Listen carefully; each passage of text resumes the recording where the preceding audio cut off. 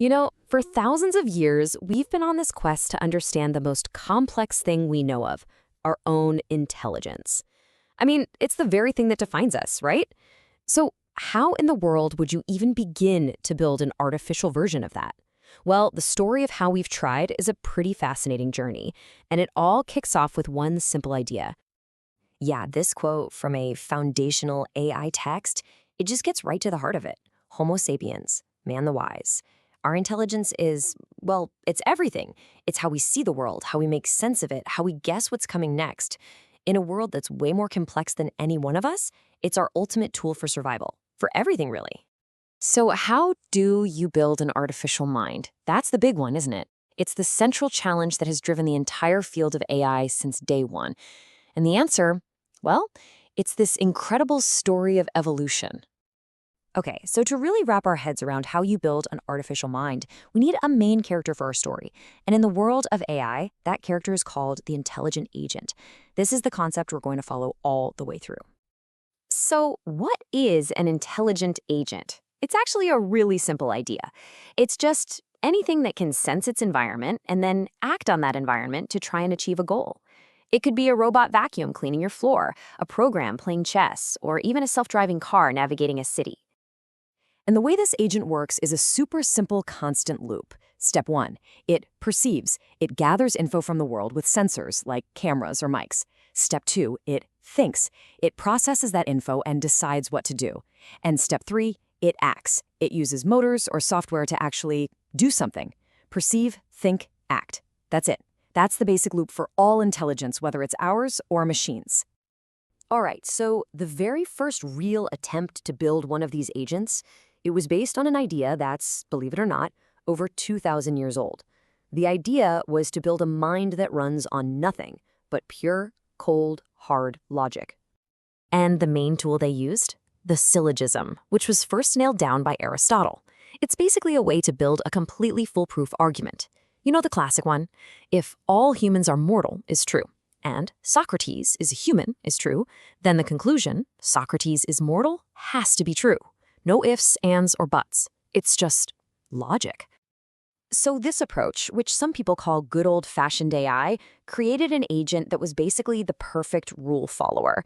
You feed it a set of rules about the world, and it just flawlessly figures out what to do. And look, for really structured problems like a game of chess, this was amazing. But the real world, well, it's not a chessboard, is it? And that right there led to a huge, huge problem. The source material points to this critical roadblock for early AI, and it has this really dramatic name, the combinatorial explosion. So here's the thing. In the real world, the number of choices and possible futures just explodes. I mean, it grows exponentially. A purely logical agent trying to calculate every single possibility would just freeze. It would be paralyzed, completely lost in this insane ocean of what-ifs. The world is just too messy for a simple rulebook. This huge weakness forced a major evolution in our agent. If it was ever going to survive in the real world, it had to learn to deal with something that pure logic just can't handle: uncertainty. See, the logical agent lived in a black and white world. Things were either true or they were false. But what about all the gray areas? What about things that are just probably true or things that might happen? How do you build an agent that can actually reason with maybe? The answer, it turns out, was probability theory. And you should think of this not as a replacement for logic, but more like a super powerful upgrade. Instead of just true or false, our agent could now assign a degree of belief to things. It could say, I'm 90% sure this is true, or there's a 30% chance that will happen. It's a whole new way of thinking. And this idea has some pretty deep roots. It actually started with gamblers back in the 1500s, just trying to figure out the odds. Later, it was formalized by math geniuses like Pascal and Fermat. And today it is absolutely central to how pretty much all modern AI makes sense of our messy, unpredictable world. So our agent has officially leveled up. It's transformed from that rigid rule follower into something more like a savvy detective. It gathers clues from the world, it weighs the evidence, and then it makes its best guess about what's really going on. Finally, it can handle the maybes of the real world. But the biggest revolution was still to come. The next step in our agent's evolution is the one that brings us right into the modern era of AI. It's the moment our agent learned how to learn. This comparison here just lays it out so clearly. On the one hand, you've got the old way. A human has to painstakingly program every single rule into the agent. It's powerful, sure, but it's also brittle. The second it sees something new, it just breaks. But on the other hand, you have the new way. The agent learns patterns by itself, just by looking at tons and tons of data. It's not just following rules anymore, it's making predictions based on experience. And that means it can actually adapt. So how does it learn? Well, the basic building block is something called an artificial neuron. It's just a simple little piece of math, and it's loosely inspired by the nerve cells in our own brains. Now, here's where it gets crazy. When you connect millions or even billions of these things together, you create an artificial neural network. And that structure can learn incredibly complex patterns, all on its own, just from data. And to make these networks run, we are throwing an unbelievable amount of computing power at them. Get this. According to the source material, a top supercomputer today can perform more raw calculations per second than a human brain. Just think about that.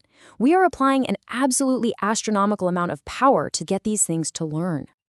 And look, this isn't some far-off sci-fi thing. This learning agent is all around you, right now. It's the reason your phone can understand what you're saying. It's the AI in a hospital that can look at a medical scan and spot signs of a disease, sometimes even better than a human doctor can. So that brings us right up to today. Our intelligent agents have gone from being simple rule followers to these powerful, adaptive learners. And of course, that raises the huge question, what happens now? The source material is really clear on this. The future holds both incredible promise and some really serious risks. I mean, the potential is mind-blowing, freeing humanity from boring work, supercharging science, maybe even curing diseases. But the dangers are just as real, things like mass surveillance, huge job displacement, and the truly terrifying idea of lethal autonomous weapons. So we followed our agent all the way from simple logic to complex learning. We actually did it. We've built machines that can perceive, think, act, and even learn for themselves.